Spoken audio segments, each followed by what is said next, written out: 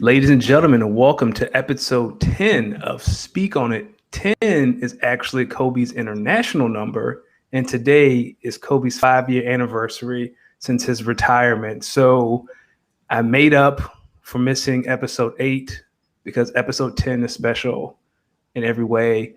I am your host, Danny Ocean, joined as always by the greatest man to ever walk this earth, Los Demix. How you doing, baby? My brother, you already know, as usual, it is an honor. It is a blessing to be here with you. I'm ready. People, you already know when you see this Nas fade, albeit a little rusty right now, but when you see this Nas fade, it can only be one brother, the good brother, Los Demix. Danny Ocean, as always, pleasure to be here. People, I'm out here. Shout out to our research department. Yo, what's Kyle at? Research what up, Kyle? Stand up. You know, shout out to everyone in the chat. Love y'all. Much love for showing out. You know what I'm saying? It's a beautiful day in the neighborhood, people. Speaking of which, if you drop something in the chat, we'll chat back. Los, I'm actually real jealous of your lighting right now. It's like very angelic. Like whatever you say tonight is going to be the truth, and I'm a little afraid. Oh, yeah. People, by the way, I don't have any lights on. This is the natural light. So if it gets dark over here and I got to get up, it's because I got to turn some lights on because it's dark over here. But right now I'm riding these vibes. It's got my skin feeling good, people. Yeah, roll with it. As always, this show is brought to you by goingfor2.com. Head over to goingfor2.com for all your daily fantasy needs. Earn some money, turn a parlay into I think I saw something on Twitter. A dude turned that what was that Bulls game when Levine dropped 50? Who were they playing that day? It was Levine dropped 40, and then it was another parlay, and dude won like $47,000. Huh? Yeah, the parlay was like Levine 40 plus, and I think who was the other one? You see, I hear stories like that, and it's like, man, maybe I should get back into sports betting. But I took it was bet. The Hawks. They did play the Hawks, and they lost, by the way. They did, and I think it was Trae Young. God, what was the Trae Young? Trae Young line? had 42 in that game. Trae Young had 42 in that game. It might have been both of them 40, but whoever put the money down, I think they put like $5 down on $47,000. See, I hear stories like that. It's like, man, maybe I need to reconsider getting into sports, man. See, I took a break because like I did a few bad parlays and I was like losing like $10 here and there. And I was like, man, I can't keep doing this. I'm not going to keep betting dinner money on making sure 5 teams all win tonight. I hate doing that. But now I hear that and I'm like, man, maybe I need to. So see, now you need to hit. Now you Chris Rock in New Jack City. Now you in the corner. Yeah, you're right. I might throw a parlay down. I might throw a parlay down and see what it's talking about. You will win $47,000 and we're never gonna hear from you again. It's just gonna be me and Reggie White and Dirk back here every week. Let me tell you something. If I win $47,000 off of some sports betting, the first thing I'm doing, kid you not, I'm buying a chinchilla, like a mink coat. I'm buying a mink coat and I'm posting a picture on Instagram and I'm tagging PETA in it and daring them to do something about it. Hey dog, stop watching American Gangster. It's gonna be clean too. Be like, PETA, what's good? You seem the guy who buys like a white mink coat.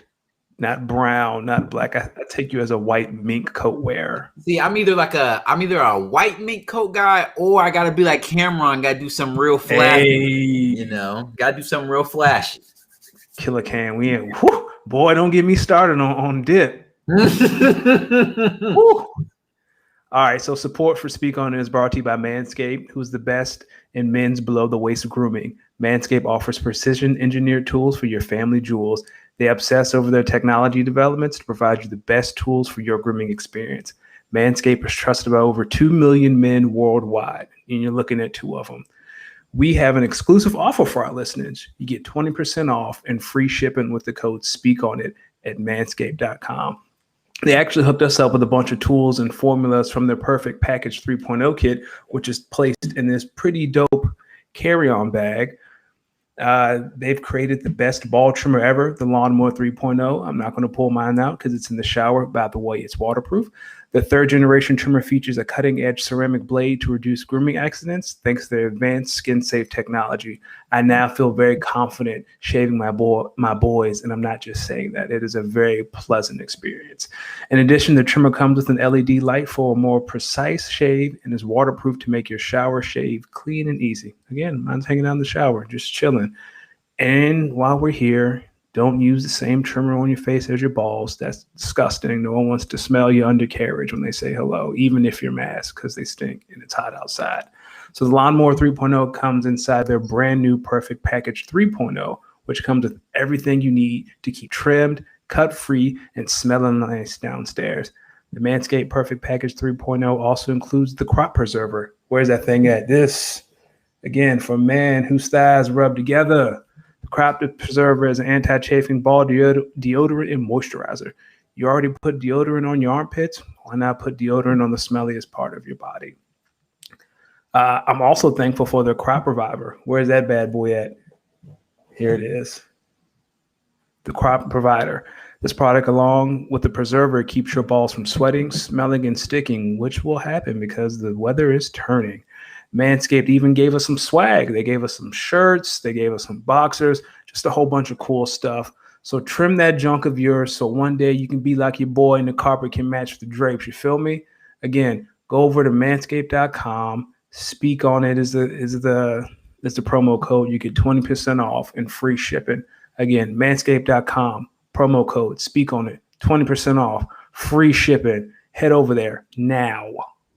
You heard him, people. Take care of your balls, and your balls will take care of you. You already know. And to my brothers out here, it's the summertime. It's sundress season. It's shoot your shot season. Make sure your boys are taken care of. Speak on it. 20% off, free shipping. You heard. Yes, sir. All right, so tonight is the long-awaited mock draft. Yes, sir. We've been working on this for a while. Very excited. We're each going to do our very own version of a mock draft. It's only the top 15 picks. If we did the whole first round, we'd be here all night because when we get our GM hats on and trades start happening, next thing you know, we're trading 20, 31 first-round picks in order to jump up to get Jamar Chase. So we're not going to live that life. We're not going to live that life. We're just going to do the top 15 picks. So, D, I'll let you go first. Do you want to go pick for pick, or do you want to do your 15, then I do my 15? I'll run through my 15. You run through your 15, and we can discuss where we have some similarities and differences. Sound good? Give me your hot 15. All right, people. Here is the official Los Demix. Kyle, I'm gonna stop. What up? What's up, Kyle? What's good? What's good? Research. What's good, Kyle? What's good? Kyle, perfect timing. Perfect timing. I'm getting into the official Los Demix 1.0 NFL mock draft. And here we go. I got at number 1, I got the Jags, of course, taking Trevor Lawrence. People, they're not going to overthink this. They're taking Trevor Lawrence. At number 2, overall to the Jets, I have Justin Fields. Trust me, Jets. The Jets aren't going to overthink this. They're taking Justin Fields. He is the second best quarterback in this draft. Take him, Jets. Do not play no games with me. At 3, for the 49ers, I actually have them taking Zach Wilson, QB, BYU. I think Kyle Shanahan's going to get the quarterback he needs. I don't think it's good. I don't think it's Mac Jones. I think it's Zach Wilson. You take the best available quarterback on the board. That's Zach Wilson at 3. You trade up to get him. Go get him. I like Zach Wilson at 3. 4, I got the Falcons going ahead, adding another piece and taking Kyle Pitts, the tight end, at number 4. At 5, I have the Bengals taking Penei Sewell, offensive tackle. I think they need to protect Joe Burrow. I think that's the pick to go. Penei Sewell at number 5 to the Bengals. At 6, the Dolphins. Listen to this, people. I have the best wide receiver in this draft, Devonta Smith, at number 6, going to the Dolphins. You heard that sentence, people. Ooh. Don't play with me. I got Devonta Smith, number 6, best wide receiver in this draft, Heisman Trophy winner, going to the Dolphins at number 6. At number 7, I actually have the Lions making a trade with the Patriots. So I have the Patriots at number 7 taking, and listen to this, people. I have the Patriots at number 7 via a trade with the Lions taking Mac Jones, quarterback, Alabama, at number 7. Why, Los Demix? Why do you think this? Well, let me tell you something. Bill Belichick, is still on a 1-year deal with Cam Newton. Now, they're going to build this offense around Cam this year, continue building around him. But I think Mac Jones is the quarterback in the future, and I think Bill Belichick knows. I think he's going to use these next couple years with Cam to really develop Mac Jones. I think he's going to be the quarterback of the future. I like Mac Jones at 7. At 8, offensive tackle Christian Darrisaw going to the Carolina Panthers. Now I know what you're thinking here, people. Demix, of course you're going to go with an offensive tackle from Virginia Tech. You're damn right I am. I like Christian Darrisaw at number 8 going to the Panthers. At number 9, I like the Broncos. Let's be honest here, people. Drew Lock has some good weapons around him. He's got Melvin Gordon in the backfield. They're probably going to draft another running back in later rounds, but in this first round, I like them going offensive tackle. I like them going Rashawn Slater here. At number 10, I had the Cowboys here, people. Listen to this. The Cowboys, they let one of they have a good corner in Trevon Diggs on the other side. I think they go and get the best corner in this draft, Patrick Surtain at number 10 to the Cowboys. I like that pick for them.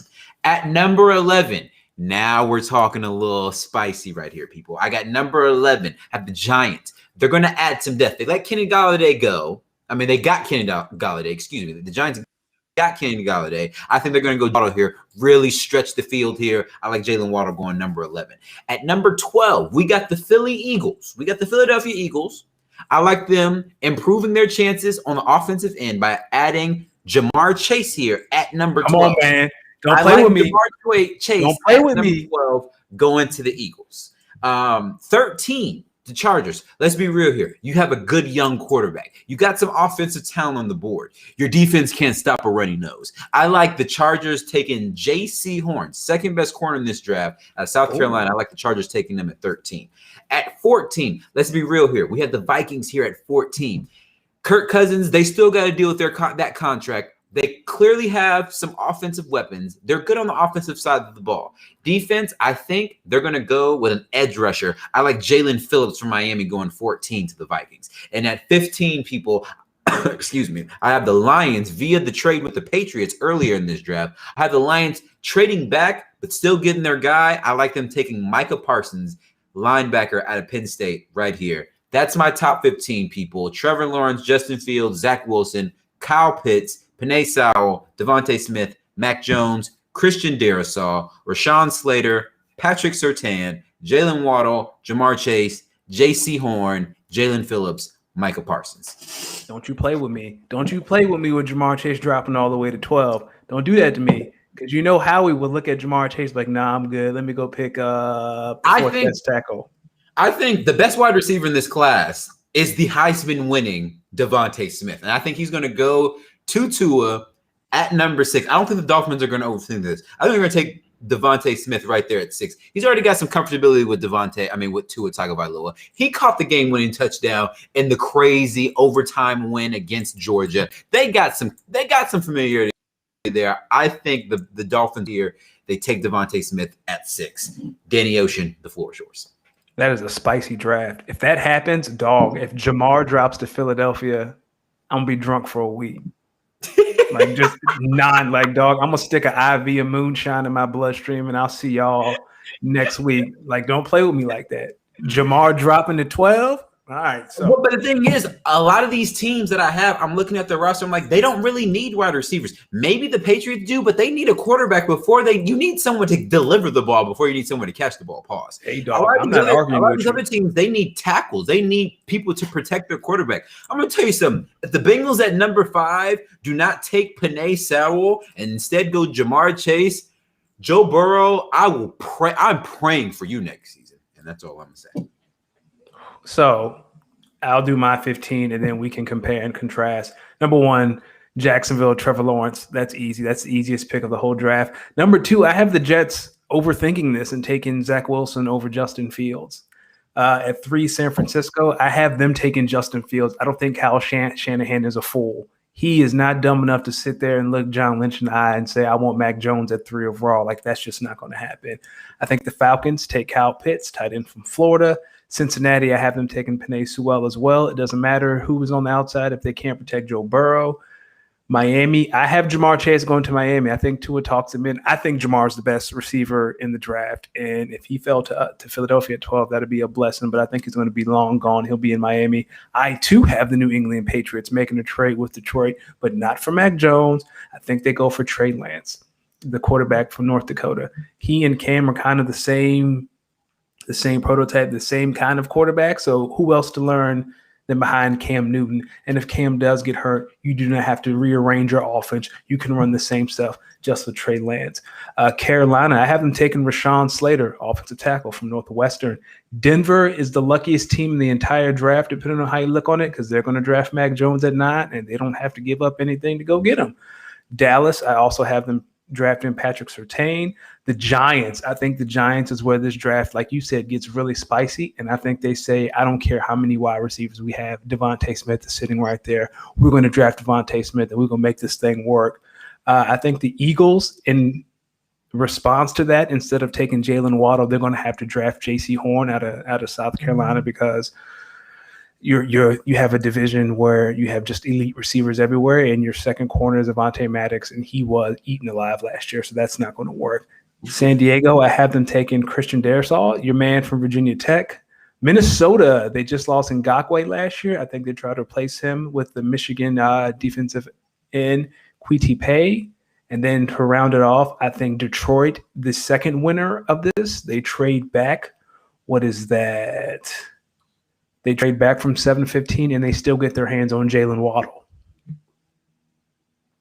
Oh, okay. So you have them going offense instead of defense. I think, well, you got to replace Kenny Galladay. And I think Kyle makes a great point. And we actually talked about this off air. Like, the Falcons really need – they're at 4. They really need to find a way to get Justin Fields. But I just don't think it's going to happen. This franchise is going to try to squeeze they're going to try to squeeze Matt Ryan for a few more years before they draft a quarterback. Okay. So, my first question to you would be, why do you think at 2 the Jets overthink this and take Zach Wilson over Justin Fields? I think the hype train for Zach Wilson is just too – I don't know. I feel like where there's smoke, there's fire on this one, and it seems like the Jets really love Zach Wilson. And it doesn't matter. You can tell the world because, Trevor Lawrence is going 1. Like, you have no one competing with you for him. You have no leverage. But see, the thing is, if I'm the Jets and I'm Robert Saleh, right, new head coach, I think you take the second best quarterback on the board. It's clearly Justin Fields. Like, I agree. And I know we've talked about this a little bit off air. I don't understand how Justin Fields has been the unanimous QB2 all season. All season. Beat QB1 in the college football playoff. And then we post college football season, everyone's like, nah, this kid from BYU is actually better. Like, are we watching the same games? No. I just don't think Robert Saleh overthinks that. I think Robert Saleh and the Jets are like, no, we make this offense work around Justin Fields, and we draft him and figure this out. Like, I think we also forget that Justin Fields hurts his ribs and throws as many touchdowns as incompletions during that game, right? He throws six touchdowns. He has 6 incompletions, right? Against QB1, against a Clemson defense that regularly has first-round picks. Like, the slander, and even again, we've talked about this off air, like the coded language that Justin has had to face, like, that mostly all black quarterbacks that high in the draft have to face. Like, it is insane that we're in these streets saying that Zach Wilson is on the same playing field as Justin Fields. Right. Pun intended. All right, let's see what Kyle. So I think we're all talking about the Falcons right now in the chat. Kyle says, for the Falcons, you grab QB4, you trade out. And I agree, but they are not. They're going to draft Kyle Pitts. They're going to draft. The thing about that is, Kyle, this is why I think this is, and chime in, Dan. I think this the Falcons take Pitts number 4. It's because the Falcons are looking at their team and they're like, let's be real. This defense isn't winning us any games, so our offense has to avoid losing us games. So how do you do that? You just surround your QB with an abundance of talent. Defenses can't cover everyone. And this Kyle Pitts guy is a generational tight end. I mean, he's pretty much like a really big wide receiver who plays the tight end position and can block. He's really good route running. He's fast. I mean, for that offense, they just want to throw points. Like their philosophy is, we're not going to stop you from scoring points. We're just going to try to outscore you. And most of the time, they get really, really close. That's why they lose all these heartbreaking games, because they can outscore a lot of people, but they don't. They always shoot themselves in the foot. I think they go offense side of the ball. They try to get these last couple years out of Matt Ryan, and I bet you in that front office, they're praying that at least one good quarterback comes up in the next couple of years, because I'm pretty sure they'll probably start tanking that year.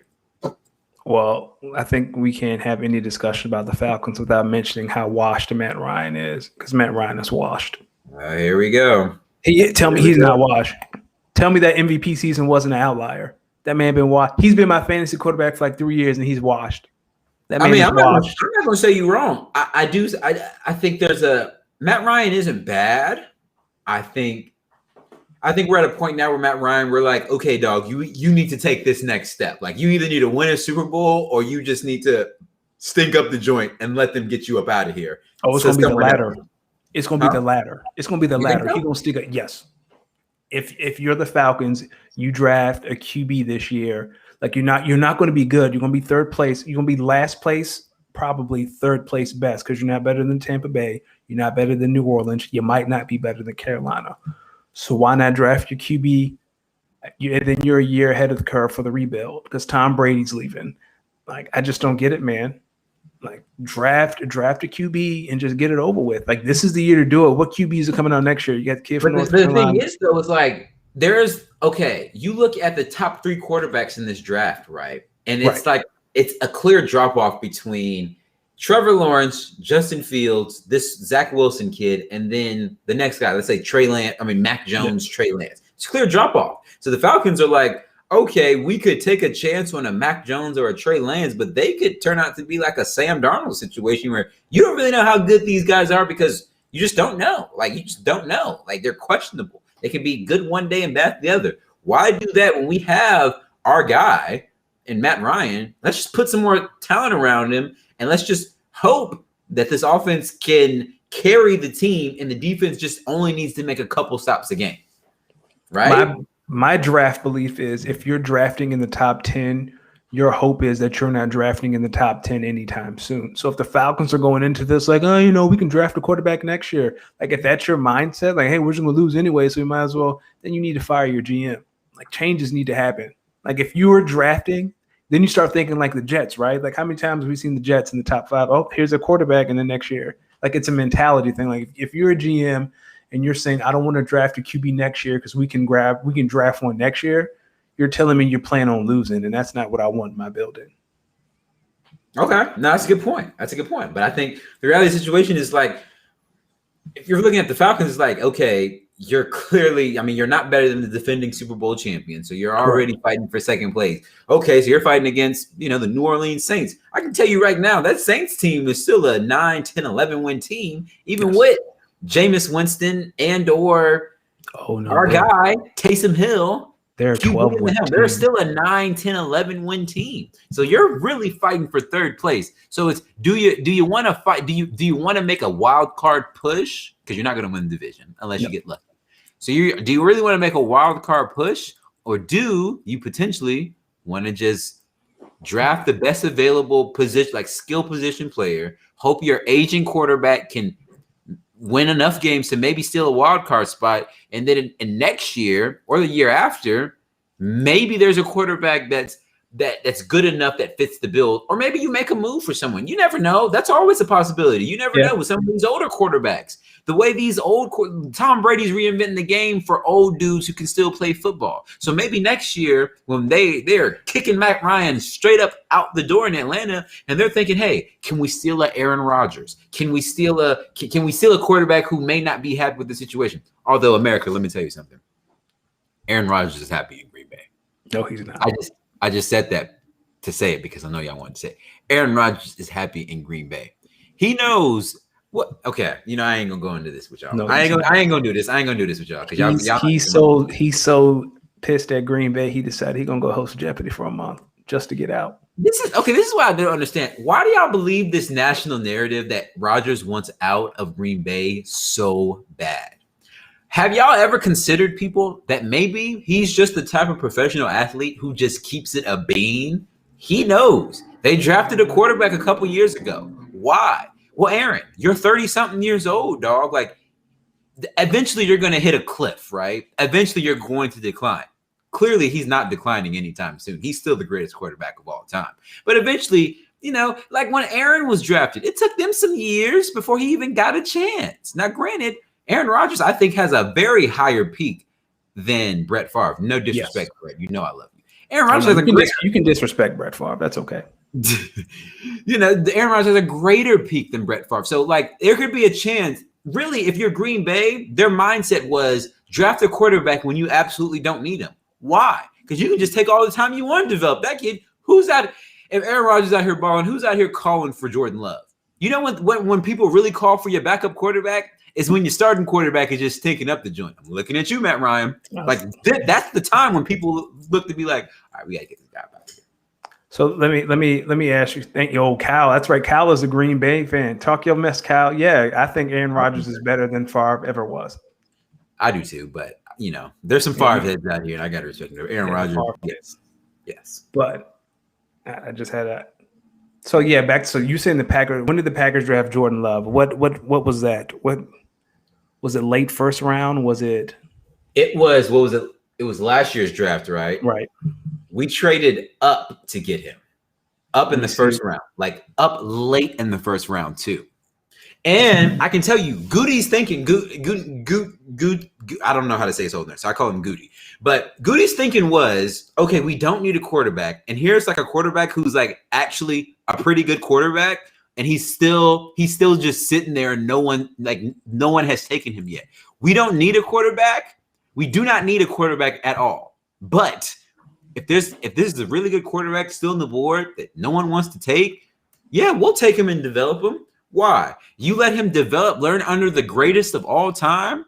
2, 3, 4, 5 years from now, when it's time for this guy to start, he would have already learned. It's not going to look that bad, Jordan Love. And on the flip side, not to cut you off, let's just say Aaron Rodgers continues to produce at a very high level for the next, let's just say 2 or 3 years. Well, if Jordan Love has developed the way he should in these next couple years, then what do? You trade him for some more assets.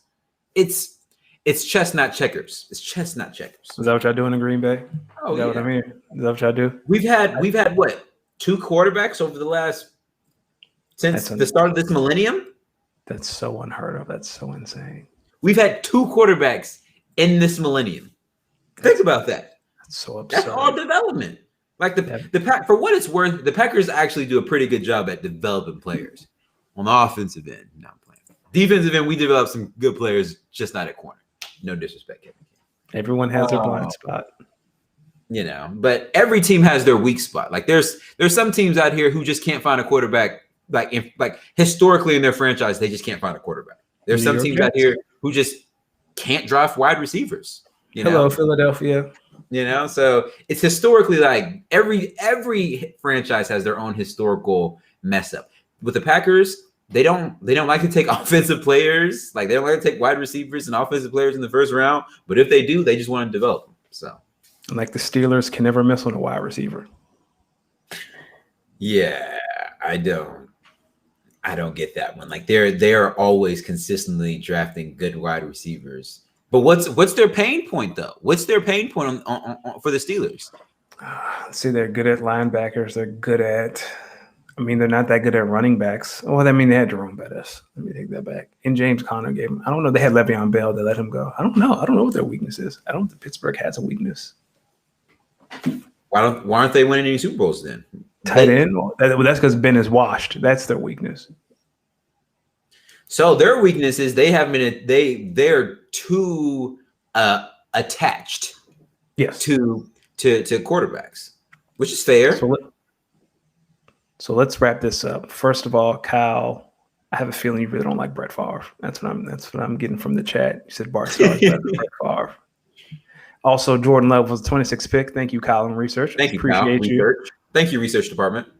Let's see. And the last thing is Love Cold. Awesome. I get that. No, Kyle, that's a very good point. we haven't been the best in terms of backup QBs. Now, backup QBs is one of those positions like you don't know if your backup quarterback is actually good or not until he's out there. And usually if your backup quarterback's out there, you're not in a good spot. But I agree with you, Kyle. When it comes to backup backup QBs, ever since Matt Flynn, it's been rough for us. It's been rough. Dog. Right. Matt Flynn got paid. That's the dream. You know why?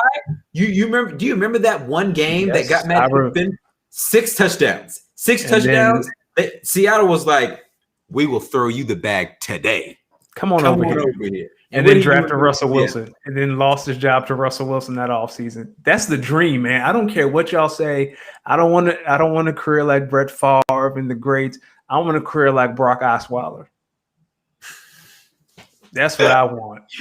I want a career like what's those brothers? The backup QBs. There's like he was once the backup QB for the Saints. White dude.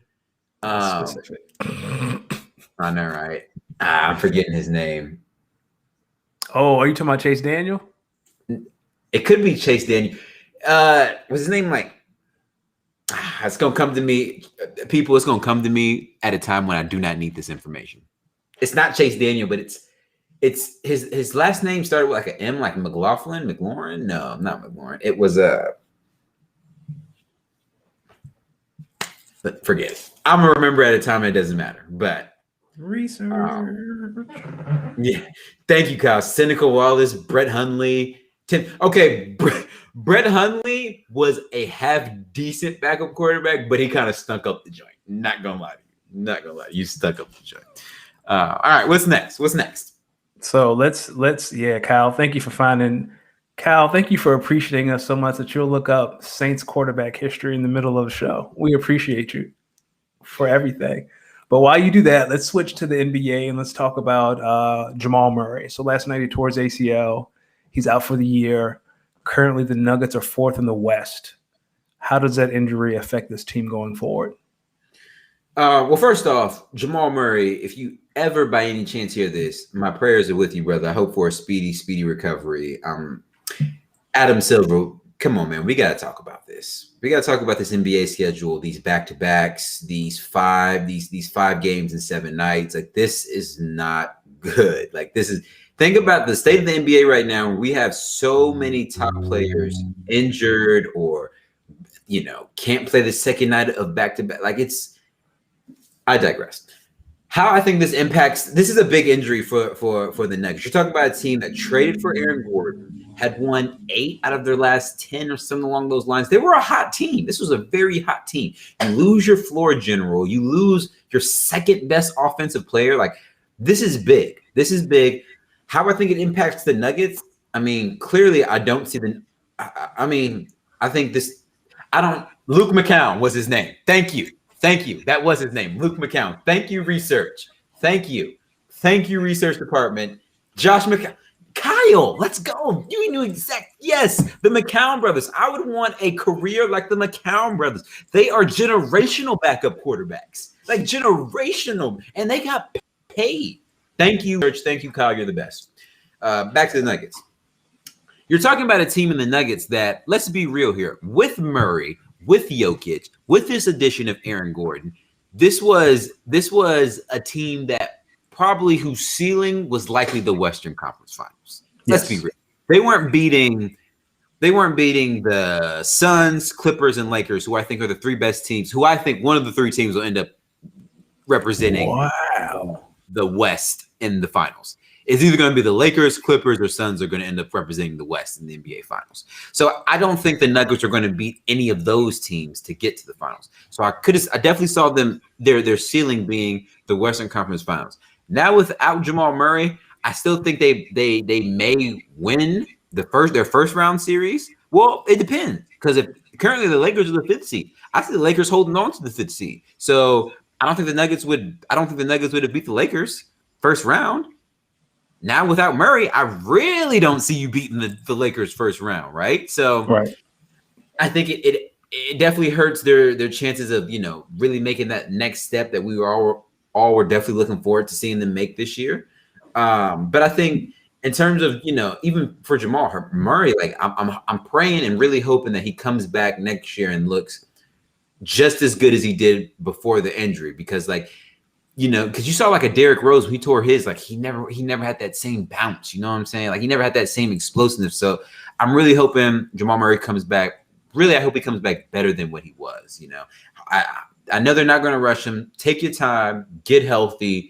We here in the NBA community, we are sending love to you, bro. Can't wait to see you back. This tough on the Nuggets. Everything you just said, like about him getting well wishes, like absolutely. I think the trajectory of this team, first of all, I don't think the Suns are better than the Nuggets with Jamal Murray. Like I would take the Nuggets in 6 over the Suns with Jamal Murray. Low key, I would take the Nuggets over the Clippers. No. That Nuggets team is like that. I think they were – now, when I say I don't think they would beat these teams, like I definitely see them winning two or three games. Like I can definitely see these series going to 7 because the Nuggets have proven they're a good team that will take you to the brink, right? Right. But when you're talking about like – if I had to bet on – and people, when you hear this, please do not clown me. If I had to bet on Kawhi and PG – over, or if I had to bet Kawhi and PG or Jokic and Murray, my money's going to be Kawhi and PG. And let me tell you why. I think of the cream of the crop in the West. Can we both agree is the Los Angeles Lakers? Fully healthy Los Angeles Lakers, right? Yes. Right. So I think the only person who can match up with LeBron on both sides of the ball is Kawhi Leonard. And obviously Kevin Durant, but he's in the East. So in the West, Kawhi is the only person I think who can match up on both ends of the ball with LeBron. So that's an equalizer, right? Equalizer, because can't nobody really equal LeBron, right? Jokic is going to have some problems with AD. He's really going to have some problems with, oh, please. Eric, really? You're taking Denver all day over the Clippers? See, I don't know. Eric. I know we all have to get our jokes off about the Clippers and their choking abilities. Trust me, people, if you follow my Twitter, I get these jokes off from the Clippers all the time. But when you really think about it, this is a really good team. They have a top 10 player in Kawhi Leonard. They have a top 15 to 20-ish player in Paul George. They have a good supporting cast. They now have a real floor general in the playoffs with Rondo. I think this is a team that's better than a lot of people want to give them credit for because of who they are, name brand. You take this team and put them in Utah Jazz jerseys, I promise you everyone's telling you there's no way the Jazz aren't coming up. Oh, no, we are not. Not the Utah Jazz. And I rest my statement there. I do agree. Aaron Gordon is a nightmare for big wings, but I don't think. And I was telling my homeboy, who's a big Denver Nuggets fan, I was telling my homeboy this too. Like, if you're a Denver Nuggets fan and your missing piece to get into the finals was Aaron Gordon, I really think you need to maybe really evaluate where you thought this team was going to go, because as great as Aaron Gordon is, he ain't tipping the balance. He's not getting you over these big teams. You know what I'm saying? He's giving you a really good chance to take them to 7 and push them to the brink, but he's not. No disrespect, because like Aaron Gordon's an amazing player. I just don't think he's the one doing it. Wow. I'm not a big Aaron Gordon guy, but I feel like the Nuggets can throw any lineup to face any kind of team, right? They have length, they have size, they have speed, they have shooting. Like, I think here's the thing about like Kawhi and LeBron, right? Like, yeah, they will cancel each other out, but the Nuggets have multiple defenders to throw at them, so someone's always fresh, right? You have Aaron Gordon, you have Michael Porter. You can even throw Jamal Murray on LeBron for short stints. Like, man, first off, Michael Porter Jr. getting his ass. I'm just saying, like, man. Matter of fact, yeah, he's calling for that. Bron calling for that all day. Michael Porter, Bron calling the switch for Aaron Gordon. I mean, for Michael Porter. Look, yeah. I think Jamal Murray, like, back to the question, like, this greatly affects their identity, right? Like, if Jokic is the MVP, now it's time to prove it. Like, now you're going to get your shot, Jokic, to show us that you're the MVP of the league. And I think I know Joel Embiid was hurting and missed some games, but after watching him cook the Mavericks last night, hey man, That's a man. That's a big Now, boy. America, I'm gonna tell y'all this, America. As someone who has Luka Doncic in one fantasy basketball league and Joel Embiid in another fantasy basketball league, I have officially added Joel Embiid onto my quote unquote cook his ass list. Now, this cook his ass list is a list of players that when you watch, you be like, "Ooh, cook his ass, cook his ass." Can we get this cook his ass list? Yeah. Let me tell you, James Harden, number 1 on this list. Let me tell you something. When James Harden get into that dribble, step back, shoot, man, I'd just be like, cook his ass. Kyrie Irving, solid number 2. Come on now. Kyrie Irving hitting you with that Shazam, wow, dribble. Yeah, ain't nothing he putting you in the blender. KD's solid 3rd. When KD gets to cooking, it's ridiculous. It's ridiculous. Joel Embiid, number 4. And number 5, listen to this, people, is Bron when the 3 is going in. Bron when the 3 is going in, that is maybe the greatest basketball player ever, although he already is. You're not talking about Steph? Well, I mean, he's a shooter. I mean, he gonna cook regardless. He's on the list. He gonna cook regardless, though. Ooh, Kyle, with a very interesting question. I know you guys don't like the crazy hype, but could the Jazz be the biggest threat to the Lakers in the West? Absolutely not. No. Kyle. Anthony Davis would cook Rudy Gobert for 48 minutes. Sign me up for that. Kyle, like people see the Jazz on their schedule and big men are like, yeah, Rudy Gobert's on me. Yeah, I'm giving him 20 and 10 at least. I'm giving him 20 and 10. Let me rephrase that, because Rudy Gobert is a great defender, right? Like, he won Defensive Player of the Year. But Anthony Davis will cook that man. And Kyle, I also love this. You play in the PPCA, points per cooked ass. That is a new stat that we will start here, point per cooked ass, because that's gold. But no, I don't think, like I said, like, my thinking is the Lakers are going to fall into that play-in game, and they're going to face the Jazz in the first round, and they're going to beat the Jazz in the first round. My push there would be, is like, my thing is, okay, so I was looking at this, right? Let's just say over the last 10 games, right? Bron's missed like 13 games this season. So over the last 10 games, the Clippers, Nuggets, Jazz, and Suns were all like 8-2 in their last 10. The Lakers are 5-5. That's perfect. I think that's why I think like the Lakers are good enough. Like when they want to play, when they want to step up and play, even without LeBron and AD, they're still a good enough team where they can give a good team like Brooklyn fits, and they could mess around and see the Knicks on their roster 2 nights later and stink up the joint. That's why I think they're going to even out and they're going to be 4th or 5th. Now the problem is like if you're a 4th or 5th seed, I mean you got the Lakers as a 5th seed, okay. Nuggets first round. The problem is second round, you're probably going to have to play the Clippers. That's going to be a series and a half. Then from there, you got the the Jazz or the Suns. Whew, sheesh. But I think, there's nothing to be afraid of. If the Lakers are healthy, there's nothing to be afraid of. I think so too.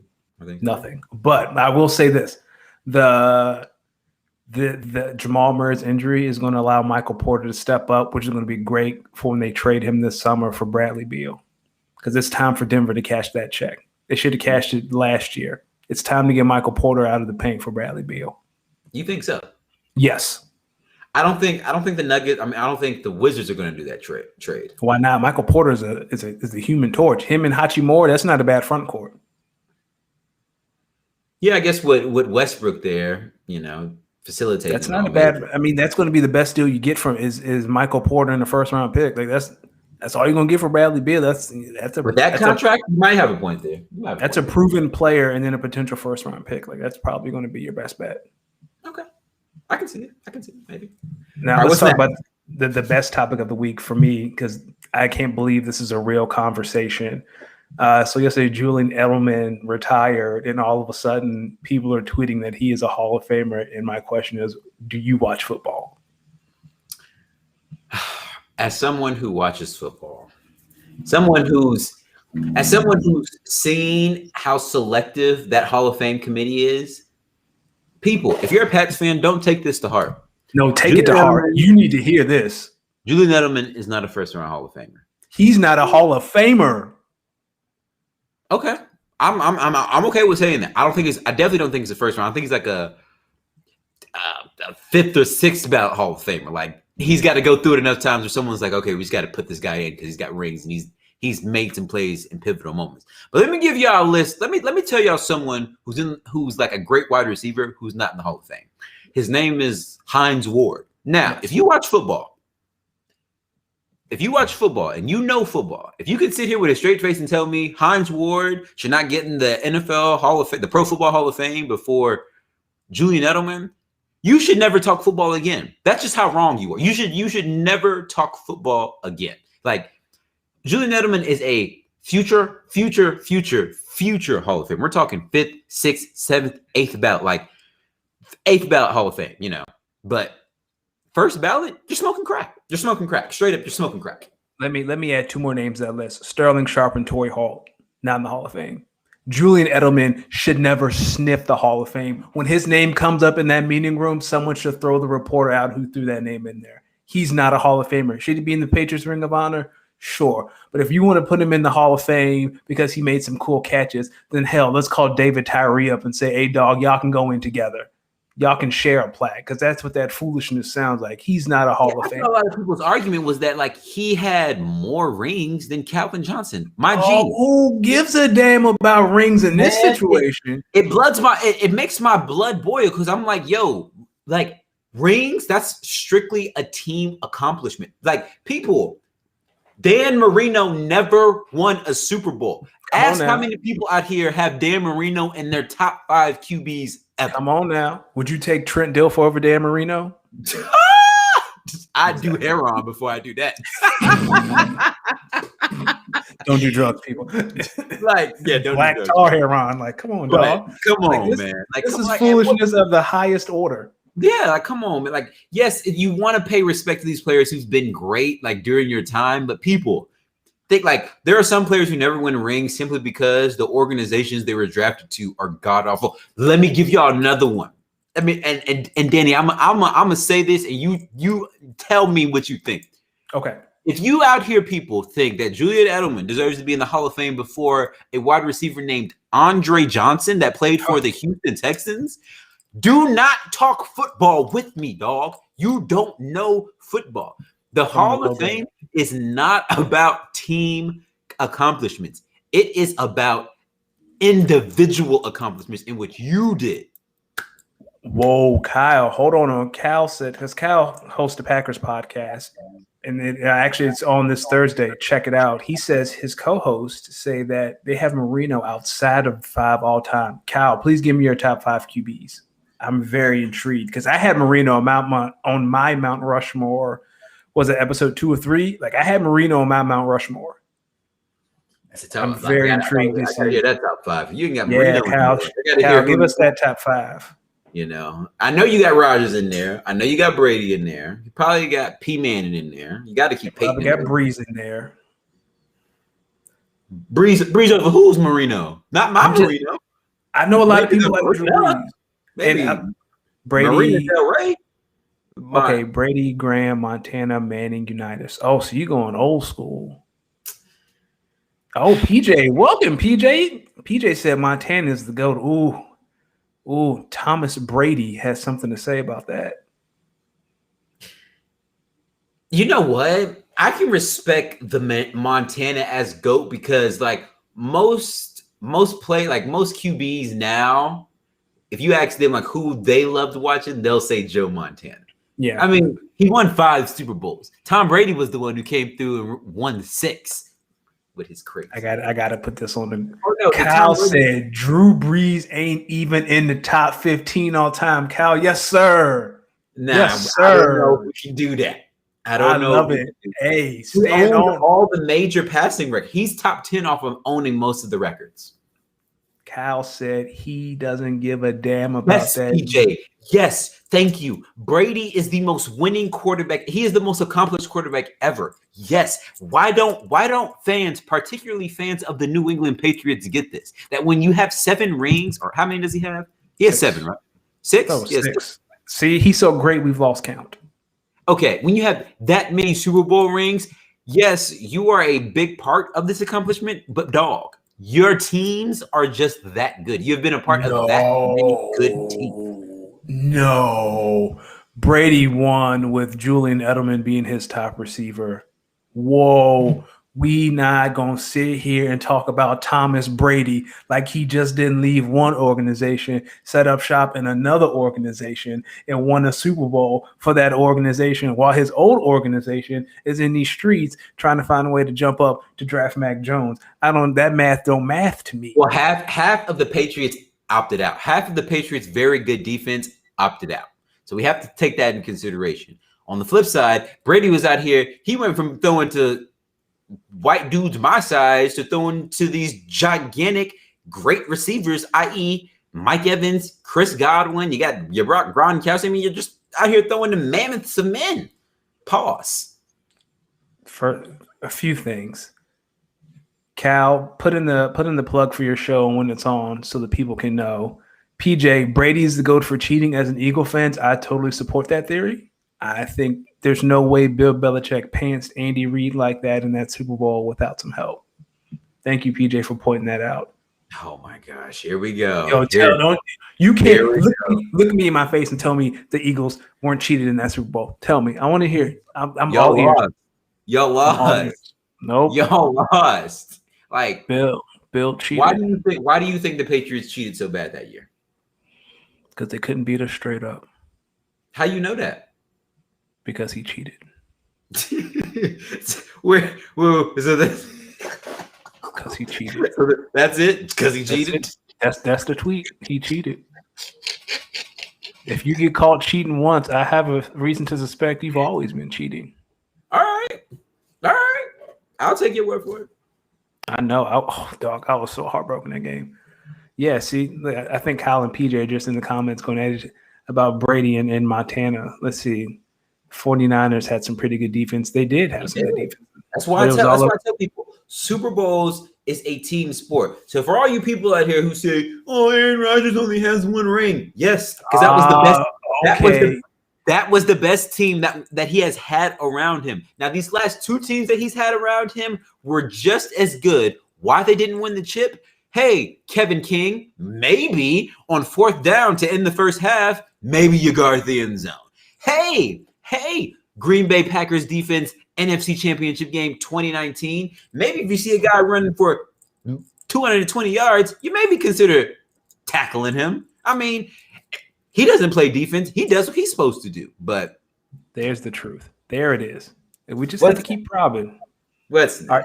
Do we talk about this Kevin Durant, Shannon Sharpe beef? Because it's I'm going to say just about this. People, if you haven't seen, Kevin Durant and Shannon Sharpe have been kind of going back and forth because Shannon Sharpe pretty much was on air and he referenced a quote supposedly that he thought was by KD from a way old podcast.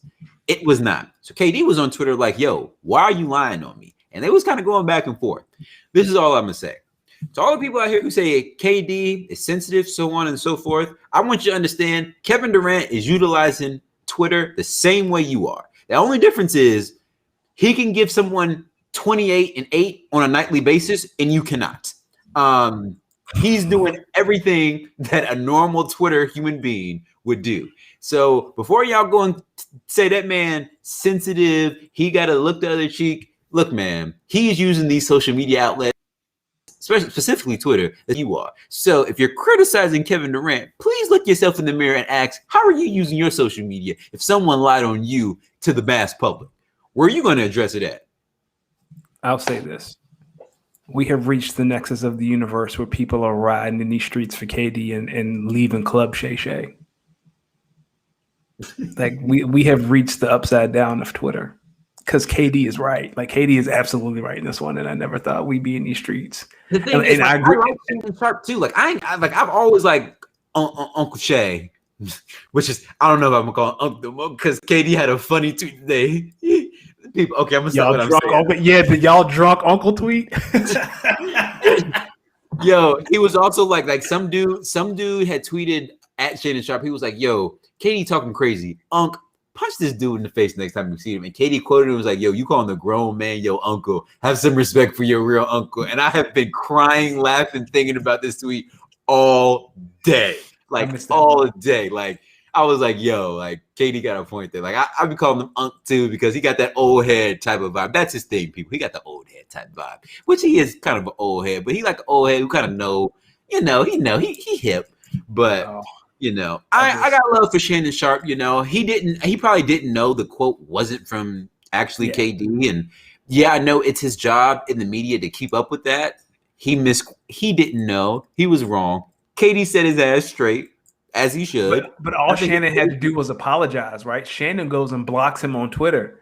Like all Shannon had to do was say, "My bad, KD, you right," or go on air tomorrow and be like, "I'll fix it tomorrow on air." But he wouldn't block them. Like, come on, man. Yeah, and then KD was like, "And y'all call me sensitive." And you can't be using the block button like that. Oh, PJ, come to the light, PJ. Come to the light, PJ. Let's read this for the audience, for those listening on the pod. I give it to you, Danny. The Sixers look pretty good. PJ, what have I been telling you? What have I been telling you about these Sixers?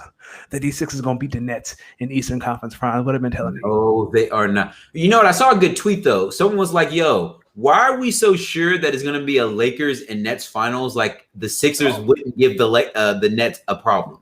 Dog, Joel Embiid is still walking this earth. Joel Embiid is Godzilla and the Nets are Kong, and we know how I feel about that. I watched that movie, by the way. Before I'm gonna say this before I let you get into your rant about drums and flats, about King Kong and Zilla. So for all the people listening to the pod, I watched King Kong versus Godzilla over the weekend.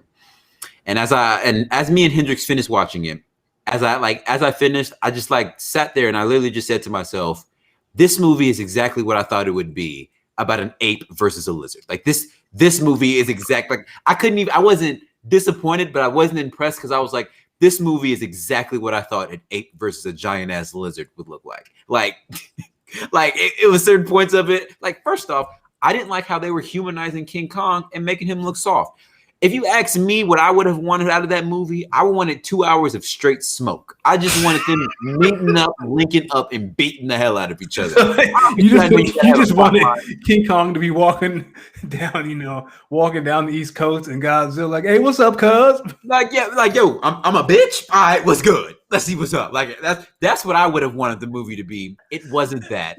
They obviously had to have like a plot line. I get that.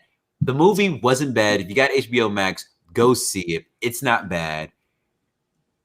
It just didn't move the needle for me. So this weekend, I'm probably going to take the time to watch the Zack Snyder cut of Justice League. I'm going to take 4 hours to watch it. Next weekend, I have an update for y'all. The last thing I'm going to say before I'm going to let my boy get into his rant.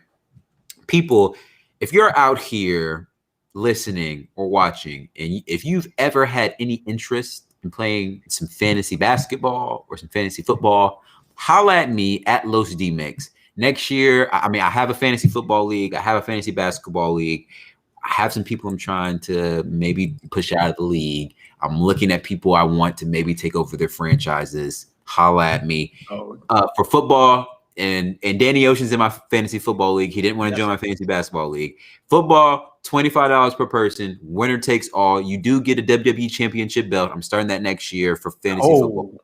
It's not going to be the real big replicas, expensive ones. It's going to be more like a one you get from Target, but you'll be a champion. If you're interested in basketball, $15, 10 person, winner take all, $150. You also get a championship belt. Holla at me at Los Demix on Twitter. We can chat. Talk to me about your fantasy knowledge. We can chat. Holla at me. Hey, go ahead and just give me that belt now for football. I'm coming with Avengers this year. And PJ, you can't be out here with by the way, he didn't even make the playoffs. Like his team was god awful. Well, my team was hurt. Come on, dog. Don't be out here. Yo, anyone in the going for two league knows I was in the championship game this year and I almost pulled it off. That's because I lucked into Justin Herbert, but that's a conversation for another day. And PJ, don't be out in these streets reneging on the Sixers. You said what you said, and you know in your spirit that Joel Embiid will eat the Nets alive. PJ and Kyle said, get at him about the football league. I'm going to take all y'all money. Everybody join. On Twitter, at Los Demix. We can chat about it. Before we leave tonight, we don't have a lot of time, but this has been on my spirit for like 3 days. So anyone who follows me on Twitter knows yesterday I tweeted about how drums are superior to flats. And then somehow some flat section of Twitter was jumping in my mentions trying to tell me that flats are better, and I want to ask, who raised you? Do your parents love you enough? Because obviously they don't if you're in these streets riding for flats. Drums have more meat. They're easier to eat. They're easier to dunk. I don't have to break any bones. I can do 2 bites and go to my next move. I just don't understand it. And this is my response to everyone listening. I'm in between, right? And pause, by the way. There's more meat on the drums, right? You're going to get more bang for your buck. You're going to get more of a mouthful with the drums. But the flats are way easier to eat, way clearer to eat. For someone like me who really doesn't like getting their fingers dirty, pause. When I eat a lot, I like to keep like a napkin in my hand. Flats are better. The thing about flats is you got to break them in half to really get that meat out. You got to suck on the bone, pause. Like you really got to get it in there. Drums, like everyone in, and me and Danny was talking about this before the show started. With a drum, you can take that bitch, you can bite it, dip it, flip it, bite it, dip it. You can really fuck up a drum. You can really fuck up a drum. If I'm being honest with you. A flat, you got to be a little bit more tender with it. I usually like to divide it half and half. I think Kyle said drums are a musical instrument, so clearly they are way better than shoes, aka flats. I don't know. Flat Twitter, get out my mentions. Drums Twitter, follow me. We can have a drums committee. We can talk about drums and how superior drums are. I just don't understand the love of flats. I was too chicken to get involved. You smooth, Kyle. Next week I might have to talk to y'all about the beauty of an air fryer since we're talking about wings. Last time I made some chicken wings, people, it was in my air fryer. And let me tell y'all something. To my air fryer people out here, tune in next week. I got some things to talk about. You gonna share your air fryer recipe? I ain't gonna share my air fryer recipe, but air fryer Twitter. Well, I don't think it's defined enough yet. I might give him my salmon recipe. Like I can give him my salmon in the air fryer recipe to my salmon people out here, since we're talking about air fryers next week. Hey, so do you put lemon pepper? Because we put lemon pepper on the salmon before it goes in the air fryer. I mean, I do use lemon pepper. I also use like this Lowry seasoning salt. Not the Lowry seasoning salt. No, it is Lowry seasoning salt. The red with the red top. Yes. Lowry seasoning salt. Use a little bit of Lowry seasoning sauce. Also use like this little. It's like garlic, little garlic oil I spray up on there. I mean, I drill on there. But we can talk about that next week. Fancy. PJ, you'll get your schooling on the air fryer when you admit that the Sixers are going to beat the Nets in 7. That's when we're going to talk about the air fryer, PJ. When you come on this pod, right, and you announce how great the Sixers are. But that's it for us, like, ladies and gentlemen. That is episode. You got a full hour. You listen on the pod. You got a full hour. Shout out to the people out here listening to the pod. I know you couldn't pull up. Maybe you could. Maybe you couldn't pull up to the show. But hey, thank you for listening. Shout out to all the people out here. And hey, man, go on for 2. Speak on it. We love y'all. We're gonna keep giving y'all the content. We're gonna keep giving y'all. So if y'all got any suggestions for stuff we need to talk about, things we need to maybe speak on, things, maybe some segments we need to do, holla at us. You know where to find me on Twitter, on Instagram, on Twitch, at Los Demix. Speaking of Twitch, I'm thinking about getting real back into my streaming. Hey. I've been people outside of the streams. I've been really bodying folks in Call of Duty. People saying they might want me to bring it back. I might consider it, but holla at me, get at me. Danny Ocean, the floor is yours. Special shout out to people in the chat. PJ, Kyle, I think Eric dropped by. Thank you guys. We really appreciate the interaction. It's what drives the show. PJ, holler at me about a Traeger. I would love to get a pellet grill. I've been doing my research because that's a conversation for another day. As always, the show is brought to you by goingfor2.com. Also, remember, go to Manscaped. You get 20% off and free shipping with the code SPEAKONIT at checkout. That is it for us. You find me on Twitter at MadAds14. Los, let's say goodbye to the people. People, as always, it's a blessing. When you see, and for the listeners, when you hear this Nas fade, it can only be one brother, the good brother, Los Demix. Hey, people, for all my people who don't know where this Los Demix came from, years and years ago, I was hanging out with some homies, and we was, like most homies, we decided we wanted to make some music. And first ever song I got on was the Fetty Wap My Way beat. And before, as soon as I heard that beat, I did this thing. I just said, Demix, baby. And that was the evolution of Demix. It took me some names to really get it, but then Los Demix popped up, and it's been the name since. So shout out to my Demixers out here. Demix, baby. And that's it. Peace. Later.